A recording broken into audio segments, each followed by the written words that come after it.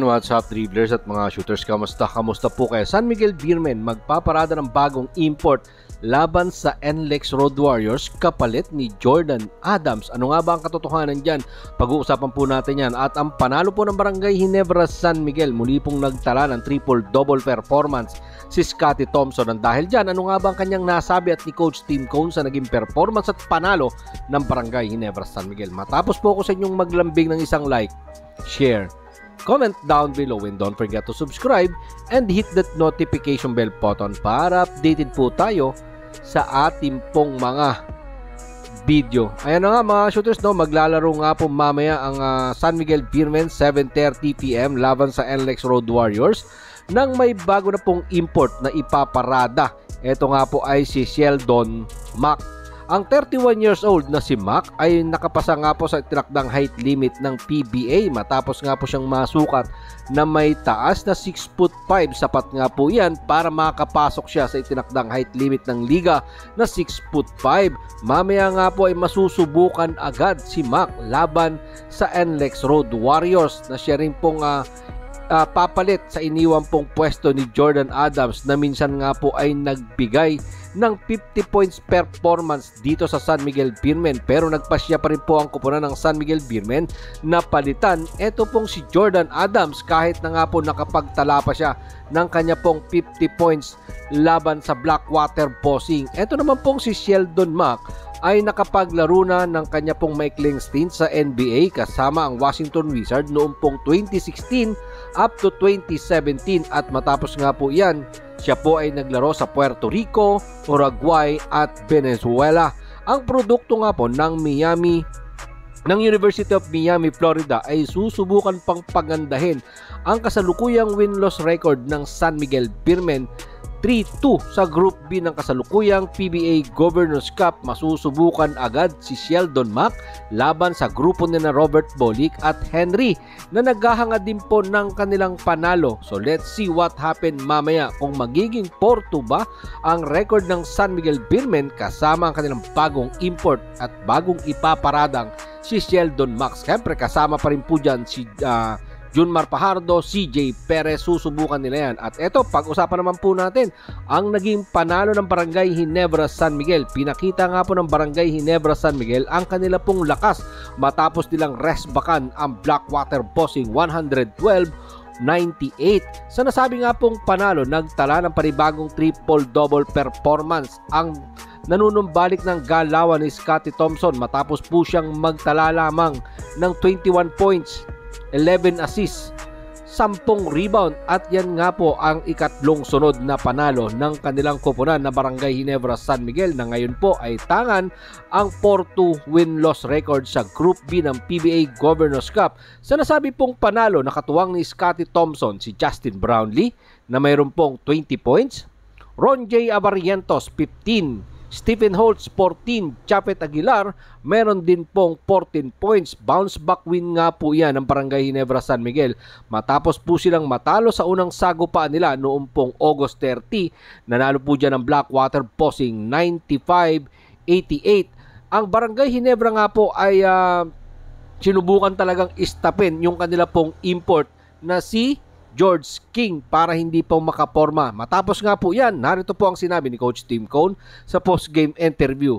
Sa tingin ko, kailangan lang namin ng uri ng pagbabago sa attitude. Kailangan lang naming lumabas ng may mataas na antas ng intensity. Dahil siya po, dahil nga po daw ito pong Blackwater Bossing ay napatunayan na nila na malakas sila na kupunan. Tama naman si Coach Tim Cone, mga shooters, na kailangan kapag umarap ka sa ganitong matikas na rin na kupunan ng Blackwater Bossing, kailangan talaga medyo mataas ang intensity mo, hindi pwedeng mababa. Dahil nung nakaraan laban, mga shooters, medyo nangangapa talaga sila doon sa galawan ni George King.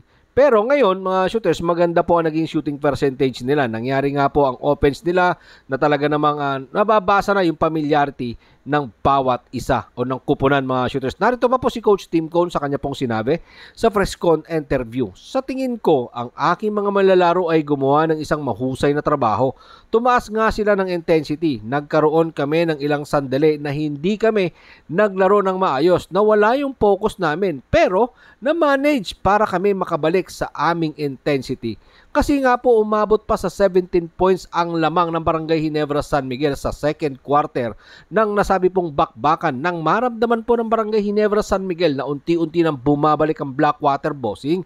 67-70, 3 puntos na lang po ang kalamangan neto pong kupunan ni Coach Tim Cone at ni Scotty Thompson. Pero hindi nga po nagpatinag si Scotty Thompson at nagtala ng magkakasunod na basket para muling ilayo ang kanya pong kupunan na Barangay Ginebra San Miguel 91-83 at pinagpatuloy po ng Gin Kings ang kanila pong fourth quarter run sa tulong ni Isaac Go, RJ Avarientos, Justin Brownlee at Aljon Mariano. At siyempre kasama po dyan si Scotty Thompson para mapanatili nila ang double digit na kalamangan. Nagtapos naman po ang import ng Blackwater Bossing na mayroon pong 21 points. Pero mga shooters, 19 points po dyan sa kanyang 21 points ay nung first half niya pa po yan nagawa. So 2 puntos lang ang kanyang naidagdag sa tinding depensang ipinakita sa kanya ng Barangay Ginebra San Miguel. Especially ito pong Barangay Ginebra import stopper na si Stephen Holtz. Nakatuwa nga po ni Kings si Troy Rosario na may 18 points, Cedric Veerfield na mayroon pong 15 points, Christian David na maganda rin po ang naging shooting, mayroon pong 13 points kasama si Justin Chua na mayroon pong 12 puntos. At dahil dyan, ito po ang unang pagkatalo ng import ng Blackwater Bossing na si George King sa kanya pong 4 na laro para sa kanilang 3-4 win-loss record na sinasabi din nga po ni Coach Tim Cone na talagang nalimitahan nga daw po nila. Ito po, dahil nung una pong laban, hindi nga daw po nila kabisado or alam ang galawan pa nito. Kaya naisahan sila ng import na si George King. Pero ngayon, talagang nadepensahan nila ng gusto. Narito naman po ang sinabi ng tinanghal na best player of the game na si Mr. Triple-Double Scotty Thompson. Yun yung gusto ko, ang maibalik ang healthy ngayong conference. Sabi nga po ni Coach Tim Cone, medyo inaalalayan pa ako sa practice pero working hard ako para makabalik yung game shape ko. At big shout out sa mga trainer at PT namin. Lahat sila ay nagtutulong-tulong para makabalik ako sa aking game shape. At ngayon, isa ako sa mga veterano ng team at kailangan kong maging role model sa mga bagong players namin. At nakakapanan nila ang sistema na pinapagawa sa amin ni Coach Tim Cone. Sabi po yan ni Scotty Thompson. Sa panalo nga po ng Barangay Ginebra, alam natin, nakikita natin yung future ng Barangay Ginebra na talaga namang tumitikas na po sila. Ayan, maraming salamat po sa inyong panonood. Naman po ang inyong maging opinion. Pag-usapan po natin yan dyan sa comment section. Pero bago po natin tapusin ang ating pong video, shoutout po kina